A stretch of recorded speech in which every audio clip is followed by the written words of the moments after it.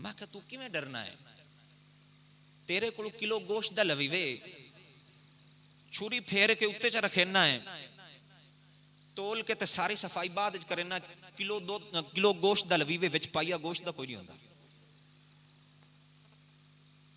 मैं क्या अजान मस्जिद 5 टाइम होंदी है, मैं क्या ना तेरे हाथ चू दातरी छुटदी है, ना मखा तेरे मोढे तू कई लंदी है, हैं ना मखा तेरी दुकान दा बूआ बंद होंदा है, ये मखा डरदा किवें पिया?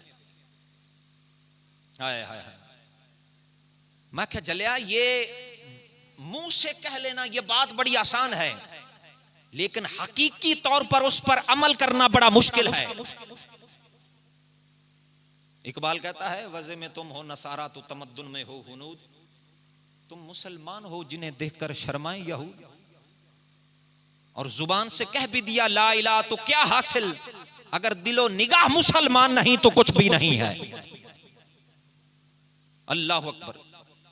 तो कहता है मैं बहुत डरता हूं। मैं बात कर रहा था, अगर हकीकी तौर पर तमाम मुसलमान अल्लाह ताला के इस फरमान पर अमल कर लेते तो आज उम्मत मुसलमान का ये हाल ही ना होता।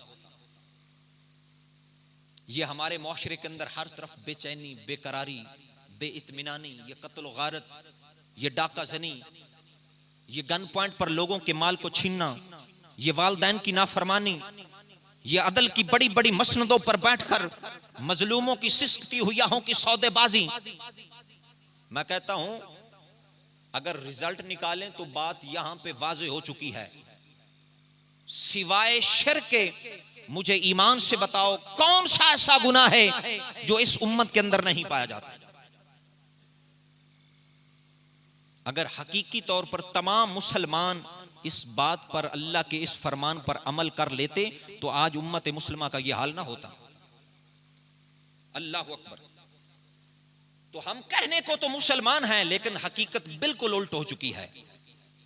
अल्लाह अकबर। तो अल्लाह का यह प्यारा महीना हमें दर्श देता है, इस महीने की हमें कदर करनी चाहिए। और यह वो महीना है जिसमें हकीकी मोमिन मुसलमान अपने नफ्स का मुहासबा कर लेता है, अपने आमाल की तलाशी लेता है। और मुहासबा नफ्स का दर्श देते हुए पाक उमर पता है क्या फरमाते थे? फरमाते थे हासिबू अनफुसकुम क़ब्ल अन तुहासबू, लोगों अपना हिसाब कर लो इससे पहले कि तुम्हारा हिसाब किया जाए। और फिर फरमाते थे वज़नु अनफुसकुम क़ब्ल अन तुज़नु, फरमाया लोगों अपना वजन भी कर लो इससे पहले कि तुम्हारा वजन किया जाए। और फिर पाक उमर फरमाते थे वतज़य्यनु लिल अर्दिल अकबर, लोगों सबसे बड़ी पेशगी के लिए भी तैयारी करो। आज इंसान एक छोटे से फंक्शन में पार्टिसिपेट के लिए उससे पहले घंटों तैयारी करता है, मेरा बदन साफ हो, मेरे कपड़े साफ हों।